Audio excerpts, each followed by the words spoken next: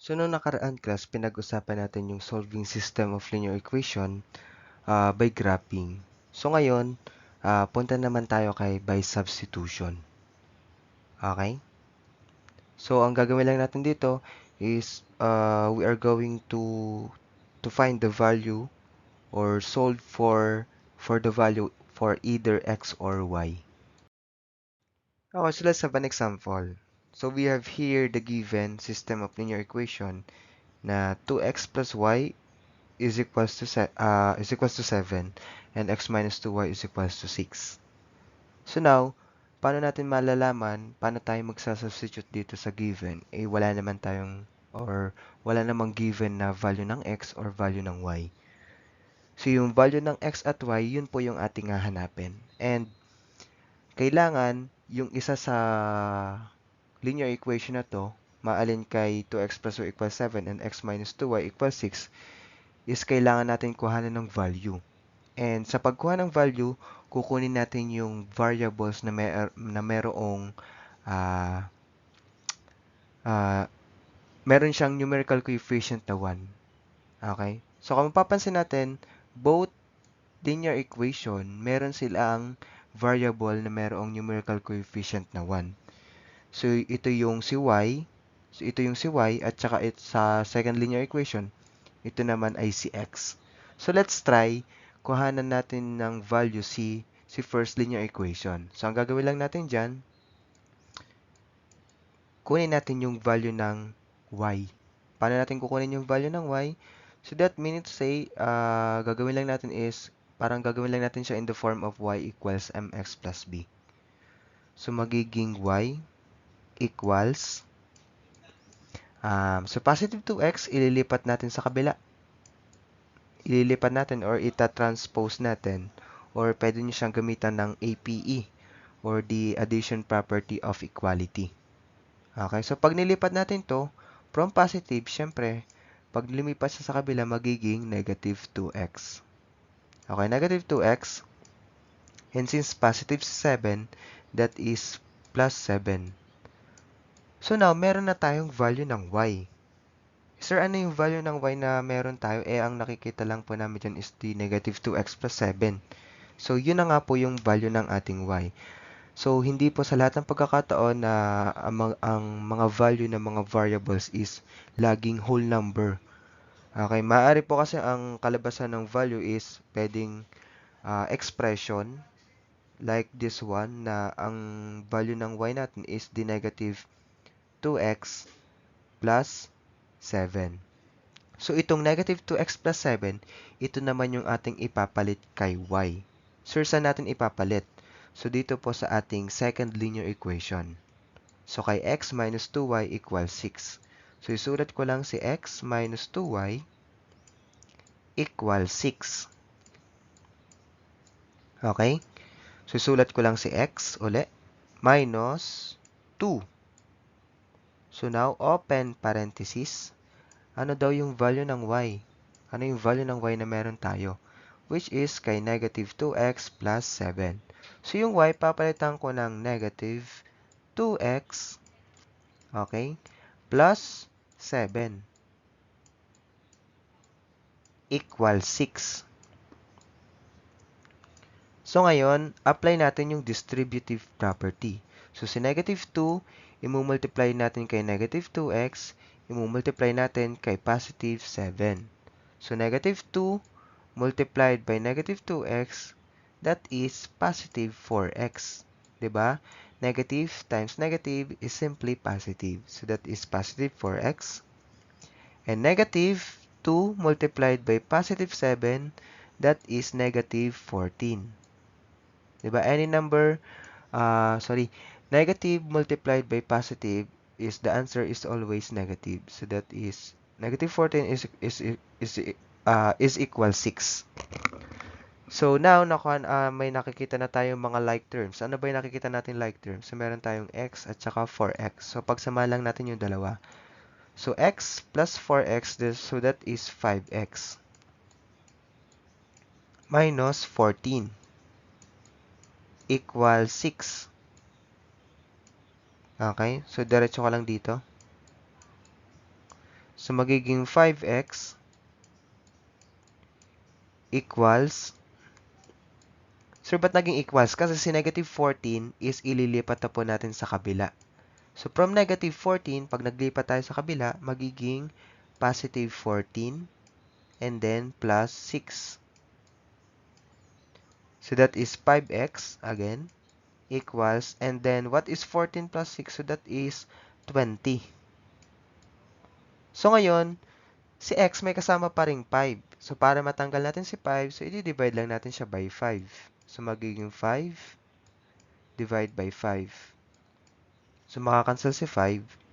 And then, matitira lang sa left side is simply x equals, okay, equals, so 20 divided by 5 is simply 4. So, may nakuha tayong value ng x, so that is 4. So, pag meron kayo nakukuha mga value ng x, so gagawin niyo po siya in the ordered form or in the ordered pair. So, maglagay lang kayo ng open and close parenthesis. So, ang nakuha niyong value kay x, ang nakuha niyong value kay x is, ano nakuha niyong value kay x? So, that is 4. So, that is 4. So, ngayon, ang kukunin naman natin na value is si y.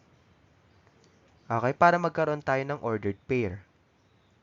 So, now, si x, sabi ang value ng x is equals kay 4. So, from here, yung ginawa natin sa first linear equation, itong first linear equation, para makuha natin itong value ng y na whole number, so, sulat ko lang ulit, y equals negative 2x plus 7. Yung x dito, kay y equals negative 2x plus 7, ito po ay papalitan natin ng 4. Kasi ito yung nakuha nating value ng x. So, magiging negative 2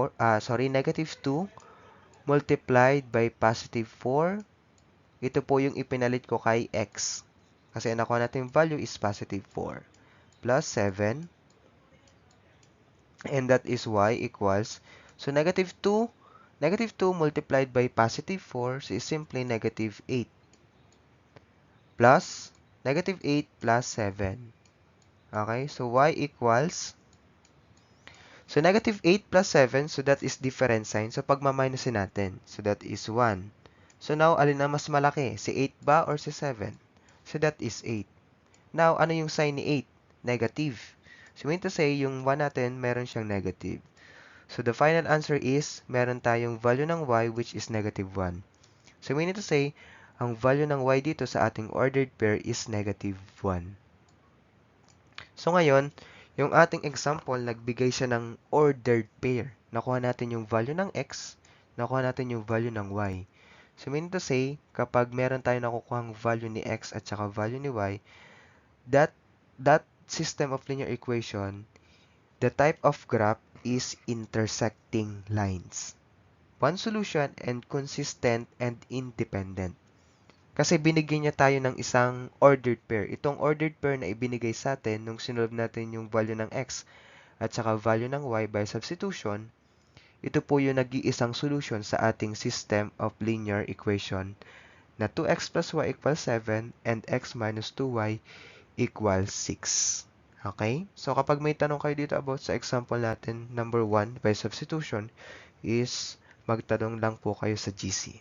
So that, para masagot ko po yung inyong mga tanong. Okay, so thank you.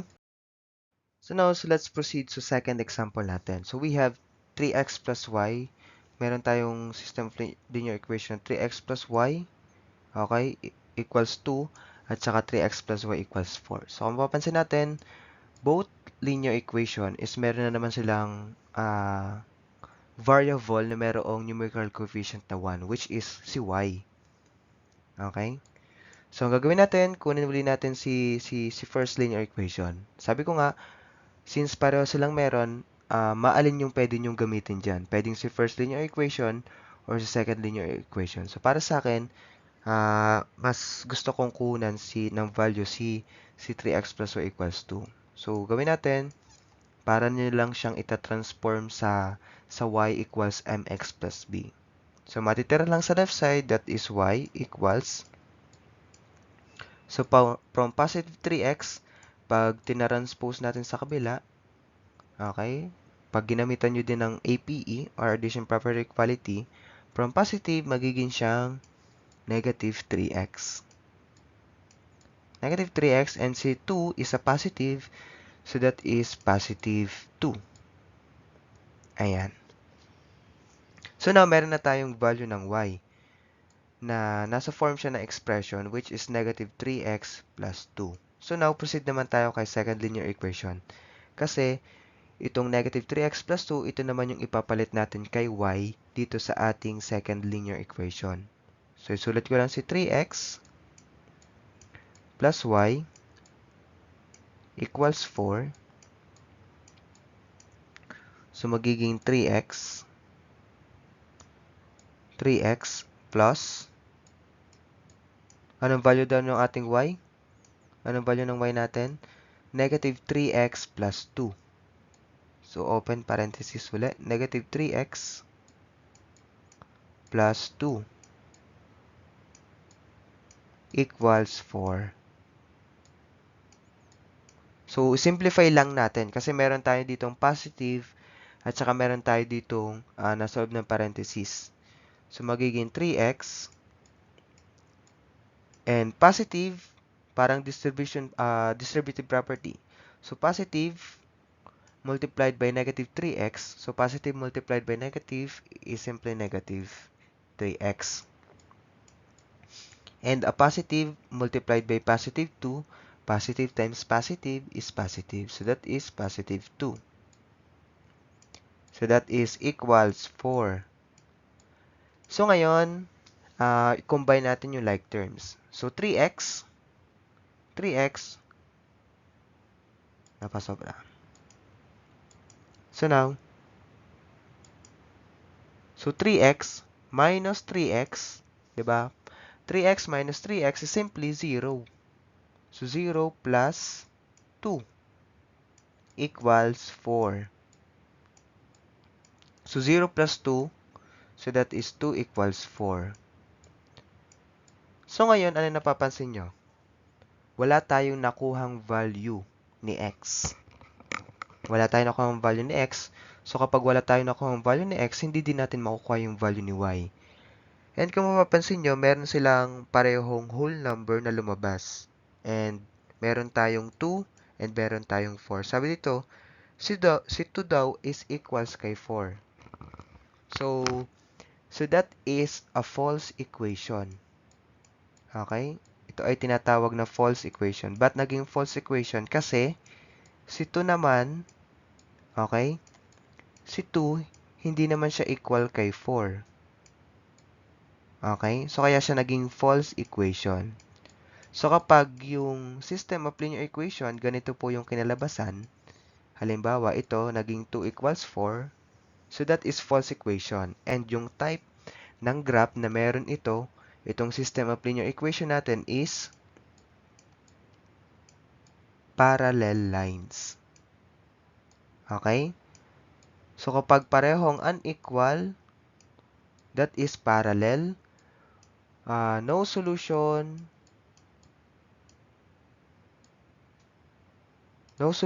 and the type of system or the type of system is inconsistent. Tandaan niyo po ha, kapag yung ating system of linear equation, sinolve natin by substitution and nag-form siya or ang kinalabasan is, halimbawa, wala nakuhang value ni x, tapos ang lumabas is hindi naman parehong equal yung dalawa. So that is a false equation. The type of graph is parallel, no solution, at tapos inconsistent. And now, for your exercise, ito naman po ay sasagutan nyo uli sa inyong notebook. Okay? So, ito ay sasagutan nyo sa inyong notebook. So, dito naman class, sa given natin, meron lang ako sang pasasagutan sa inyo. Si 3y, sabi dito 3y plus x is equals to 2. And 3x plus 9y is equals to 6. So, kung ano napapansin nyo dyan? Ano pong inyo napapansin dyan? Ang napapansin nyo po dyan is, alin dyan po yung, alin dyan yung linear equation na meron lang numerical coefficient na 1. So, yung first linear equation lang. Tama? Si first linear equation lang yung ating merong numerical coefficient na 1. And kung mapapansin nyo, ito po yung x. Sir, ba't naging x ay kailangan y? Kasi nga sabi ko nung una sa video natin, we are going to solve for either. Pag sinabing either, maalin. Okay? For either x or y. So, meaning to say, itong bigyan ko kayo ng hint. So, yung 3y plus x is equals to 2. I-transform nyo lang siya na parang katulad ng y equals mx plus b. So, magiging ang matitira sa left side, so that is x equals si positive 3y, ililipat mo lang sa kabila. So, magiging, from positive, pag nilipat mo sa kabila, magiging negative 3y. Okay, negative 3y plus 2. So, yung value daw ng x natin is binigyan tayo na negative 3y plus 2. Tapos, ito namang negative 3y plus 2, ito naman yung ipapalit mo po dito kay, susulat ko lang si 3x. Ayan. Plus 9y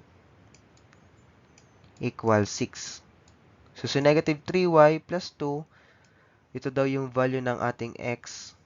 Ito yung value ng ating x. So, meaning to say, itong x, papalitan mo siya ng negative 3y plus 2. And then, isosolve nyo na siya. Apply the distributive property, and then, yung mga like terms, ipag-combine natin. Okay? So, that will be all, class. And, binigyan ko na po kayo ng hint dito sa inyong sasagutan. Dito naman, class, ito lang yung inyong mga tatandaan para hindi kayo malito. So, meron sa number 1, kapag yung system of equation habang tayo nagsosolve is binigyan niya tayo ng ordered pair, nakuha natin yung value ng x, nakuha natin yung value ng y. So, meaning to say that the type of graph is intersecting line. Okay? So, sa number 2, so kapag yung system of equation, wala tayong nakuhang value ni x, wala tayong nakuhang value ni y, tapos binigyan niya tayo ng equal or true equation. Halimbawa, lumabas is 0 is equal to 0, 1 is equals to 1, 2 is equals to 2, 5 is equals to 5, and etc. So, mean to say that the type of graph is coinciding lines. Now, sa number 3 naman, kapag yung system of equations, habang sinusolve natin, wala pa rin tayo nakuhang value ni x at value ni y, tapos binigyan niya tayo ng result na for example is 0 is equals to 10 or pareho silang hindi equal. So, mean to say that the type of graph is parallel lines. So, yun lang po yung inyong mga kailangan tandaan sa substitution.